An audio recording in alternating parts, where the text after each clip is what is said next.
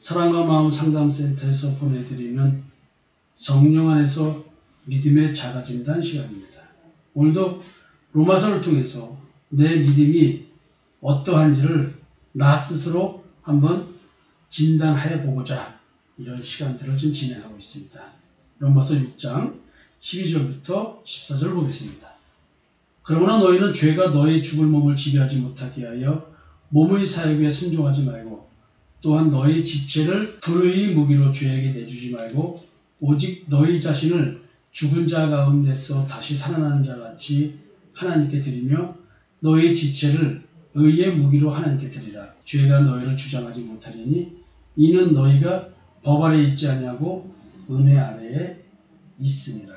여기서 굉장히 어려운 표현들이 나오죠. 내 마음속에 있는 죄가 나를 지배하는데 어떤 몸에 지배하냐면 죽을 몸의 역사에서 지배, 통치력을 발휘한다는 것이죠. 따라서 내 죽을 몸을 죄가 지배하니까 나는 어떤 삶을 살게 되냐면 몸의 사욕을 쫓아서 살 수밖에 없다는 것이죠.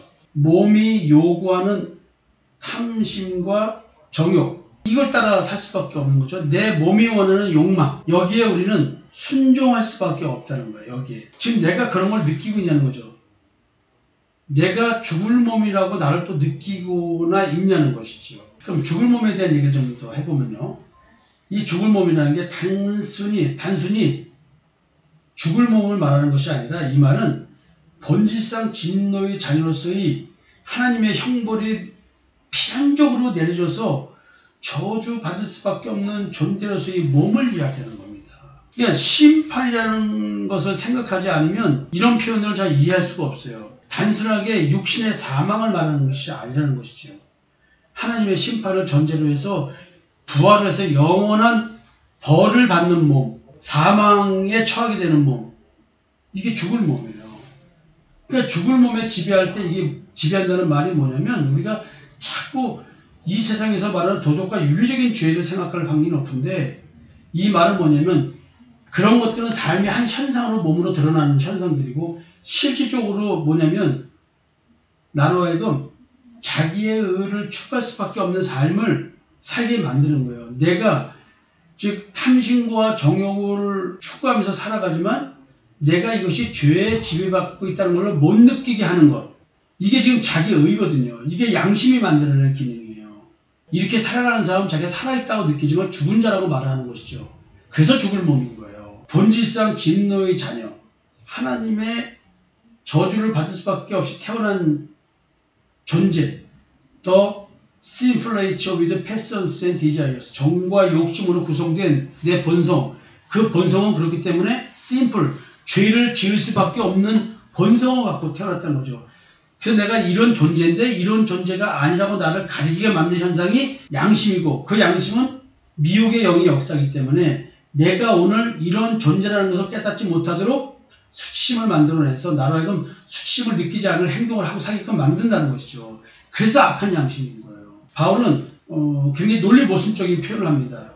왜냐하면 죄에 대하여 죽은 자가 어떻게 죄의 지배를 받게 되겠습니까? 죄에 대한 성도의 죽음은 그리스도와 함께 실제 발생한 사건입니다.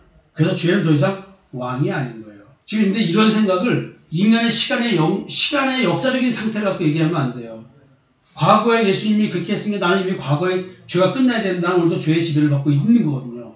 그래서 이것이 실제 발생한 사건을 인간의 역사적 시간대의 흐름을 따서 말하는 것이 아니라 오늘 이 시간에서 얘기를 해야 되는 겁니다. 이 시간에 나와 함께한 예수 그리스도의 연합, 그 사건, 그 죽음, 부활, 이 시대에 이 시간 나에게 발생하는 거거든요. 실제 발생한 사건인 것입니다. 그래서 죄는 더 이상 내게 왕이 아닌 거예요. 죄는 계속해서 연약한 인간의 몸을 통해 역사하면서 자신이 왕이라고 주장합니다. 오늘 우리는 그런 삶을 살고 있는 거예요. 그러나 우리가 이제 예수가 왕이 되고 은혜가 왕이 되는 내 마음에 오셔서 가나안 땅을 정복시켜서 안식을 주는 것처럼 내 마음속에 죄를 다 옛사람을, 죄의 지배받는 그 옛사람을 십자가에 못 박아 죽여 없앰으로 나를 은혜 안에 살게 만들어 주신 거예요. 은혜의 지배를 받게끔. 예수 그리스도의 십자가의 대속의 은총을 믿는 믿음으로 율법을 완성하는 그 안식을 누리는 그 삶을 살게 해주신다는 얘기죠. 그래서 더 이상 죄가 나한테 왕이 되지 않는다는 거예요. 절대로 더 이상 죄가 주인이 아닌데도 불구하고 주인인 척 할 수 없다는 것이죠. 그래서 우리는 절대로 속아서는 안 됩니다. 몸의 사욕이 몸으로 죄를 짓게 충동하지만 이미 십자가의 승리를 믿고 싸워야 됩니다. 여기서 죄를 짓게 충동하지만 이 말을 도덕과 윤리적으로 먼저 가져가지 않기를 바랍니다. 여기서 죄를 짓는 충동은 우리가 얘기하는 도덕과 윤리적인 죄가 아니라 하나님 입장에서의 죄, 그거는 바로 뭐냐면 우리가 생각하는 도덕과 윤리가 아니라 자기의 의를 생산해서 이 자기의 의의 열매를 배불리 시컷 먹으라 라고 하는 이야기. 사단은 우리 보고 하여금 도덕과 윤리적인 죄를 지면서 살라고 하지 않았어요. 선과 악을 분별해서 선을 판단하는 의로운 사람이 되라. 이 얘기를 한 거예요. 그래서 자기 스스로가 의를 생산해내라. 무슨 얼어죽으면 예수 그리스도야. 개떡 같은 소리 하지 말고 그런 거 믿지도 말고 너는 너를 믿어. 너가 스스로 의를 생산해내서 그 의를 먹고 그 자기 의를 가지고 하나님께 제물을 드려. 지금 이 얘기를 하는 거예요. 이런 것들이 바로 뭐냐면 죄를 짓게끔 충동하는 것입니다. 이게 죽은 몸에 대한 얘기를 좀 설명했고요. 또한 너희 지체를 불의의 무기로 죄에게 내주지 말고 오직 너희 자신은 죽은 자 가운데서 다시 살아난 자 같이 하나님께 드리며 너희 지체를 의의 무기로 하나님께 드리라. 죄가 너희를 주장하지 못하리니 이는 너희가 법 아래에 있지 아니고 율법 아래에 있습니다. 여기서 법이라고 하는 것은 율법을 말하죠. 우리가 만들어 놓은 기준, 규범, 우리 심리 내면적으로 들어가면은 내 마음속에 어딘가에 있는 양심의 법, 이거 아래 있지 않다 이 말하는 겁니다. 자, 이걸 좀 더 좀 살펴볼까요? 불의의 무기에서 우리는 의의 무기가 되어야 된다. 불의의 무기로 들이지 말고 의의 무기로 하나님께 드려라.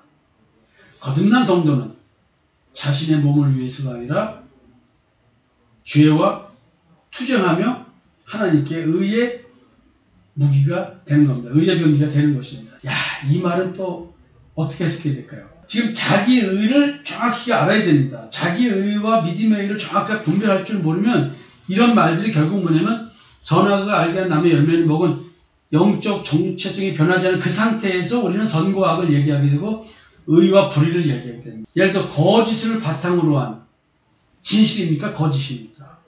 이 어려운 얘기를 맨날 해야 됩니다. 의의 병기로 자신을 드린 성도, 그 성도는 죄가 그 사람을 현재나 미래에도 지배하지 못하는 상태가 된다는 얘기입니다.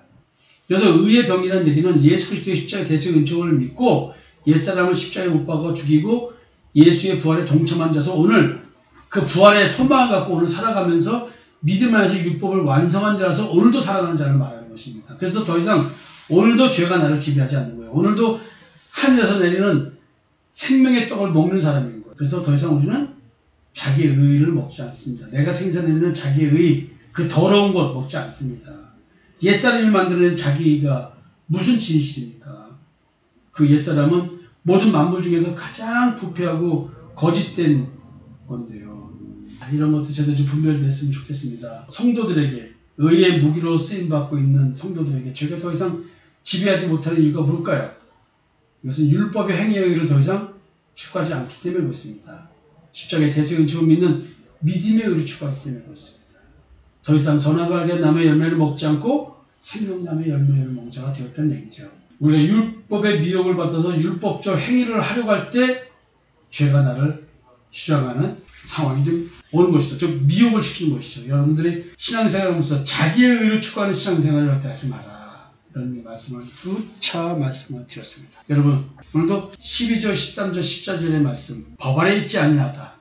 우리는 은혜 아래 있다. 그러니까 이 법 아래 있다는 말, 악한 양심의 지배를 받지 않고, 즉 악한 양심은 우리의 재판관계를 갖다 양심은. 그럼 우리의 재판관은 예수입니다. 그 예수가 재판관이 된 자들은 믿음으로 율법을 완성했기 때문에 하나님의 은혜 아래 있다는 것이죠. 이건 글자가 아니고 오늘 나에게 발생하는 영적 사건입니다. 여러분들이 정말로 이와 같은 영적 실체를 느끼고 깨닫는 그런 하루가 되었으면 좋겠습니다. 성도 여러분, 정말로 오늘 영분별이 되는 하루가 되었으면 좋겠습니다. 감사합니다. 그리고 사랑합니다. 여러분들과 함께 이렇게 신앙생활하면서 진리를 말할 수 있어서 기쁘고요. 들어주는 여러분들이 있어서 오늘도 행복합니다. 기쁜 하루 되십시오.